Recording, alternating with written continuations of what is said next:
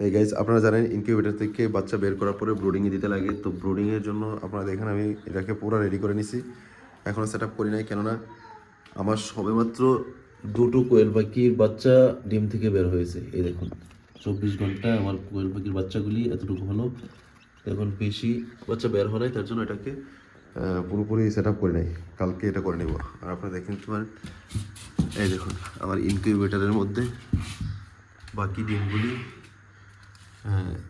এখনও ফুটেনি, কালকে থেকে বাকিগুলি ফুটবে। এই দেখুন কোয়েল পাখির ডিমগুলি আমি এখানে দিয়ে দিছি।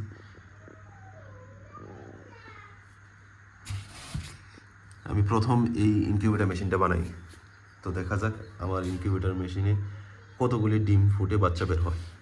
তো অবশ্যই আপনারা আমার সঙ্গে থাকবেন।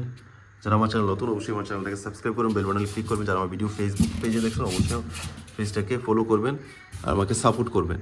আপনাদের সাপোর্ট পেলে বেশি বেশি ভিডিও আপলোড করব। আর এই কোয়েল পাখি পালনের যে এক্সপিরিয়েন্স আমার হবে, সেটা আপনাদের সঙ্গে আমি সঠিকভাবে শেয়ার করব। আপনারা জানেন সোশ্যাল মিডিয়াতে অনেকে উল্টাপাল্টা তথ্য দিয়ে থাকে, তার জন্য সঠিকটা জানার জন্য আমি মূলত এই পাখি পালন শুরু করি, কোয়েল পাখি পালন শুরু করি, তিতির মোরগ পালন শুরু করি সঠিকটা জানার জন্য। অনেকে বলে যে ডিম যদি একটা কর্নারে ফেটে যায় তাহলে ওইটা থেকে বাচ্চা হয় না, কিন্তু এটাও ভুল ধারণা।